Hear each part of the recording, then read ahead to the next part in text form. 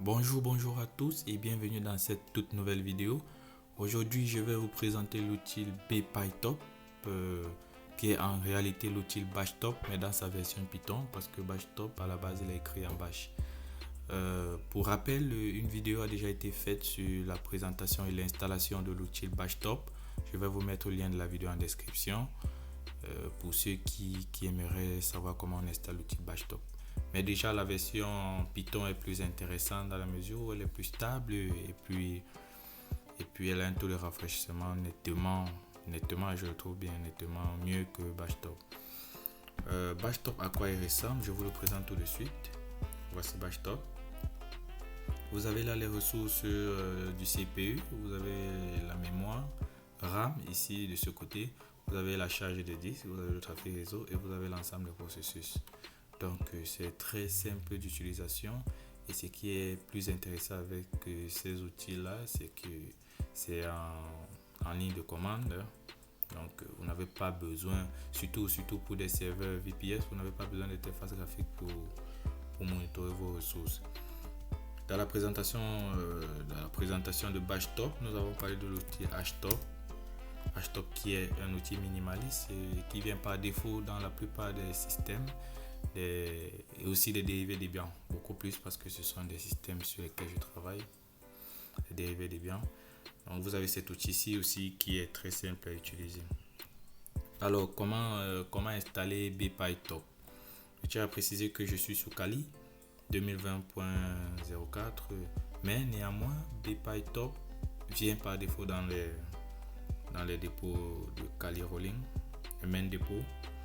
Alors pour savoir si vous avez BPyTop dans vos dépôts, vous pouvez exécuter la commande apt cache search et pour vous saisir le nom de cette commande est applicable à tout type de paquet que vous souhaitez installer. Pour savoir s'il fait partie des dépôts qui sont présents dans votre fichier source.list, vous tapez cette requête là et ensuite vous saisissez le nom de votre paquet ou de votre outil que vous souhaitez installer. Alors là, on a BPyTop Resource Monitor that show users and stats, ce qui veut dire que BPyTop est présent dans nos dépôts. Alors, si on saisit la commande autant pour moi, apt-get install BPyTop. Alors, il va effectuer l'installation simplement. Chez moi, il est déjà installé, du coup, il ne va plus le réinstaller. Alors, sans plus tarder, nous allons exécuter BPyTop et voir à quoi il ressemble. BPyTop. Là, vous avez l'interface de BPyTop. Nous allons changer le mode, nous allons le passer en mode full. En réalité, il est exactement comme BashTop, exactement comme je le disais, mais je préfère cette version-ci parce qu'il est beaucoup plus stable. Ici, vous pouvez modifier les différents modes. Vous pouvez baser sur les statistiques. Vous en avez les processus et le full mode. Le full mode, il permet d'avoir un ensemble, d'avoir une vue d'ensemble sur toutes vos ressources. CPU, mémoire RAM, disque, trafic réseau et processus, bien évidemment. Là, vous avez le taux de rafraîchissement que vous pouvez diminuer à votre convenance.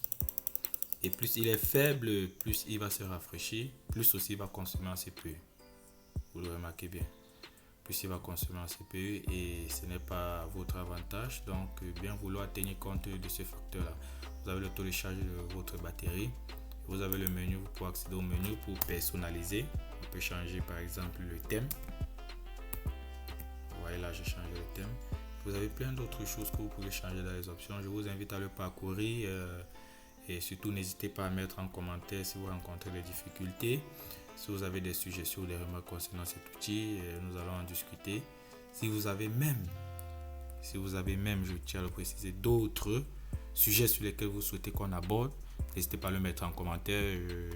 Je trouverai un temps pour faire une vidéo et vous présenter ces différents outils. Alors, merci d'avoir regardé cette vidéo. N'hésitez pas à vous abonner et à partager la vidéo avec vos confrères adeptes de Linux. Et ciao, à bientôt pour une prochaine vidéo. Merci.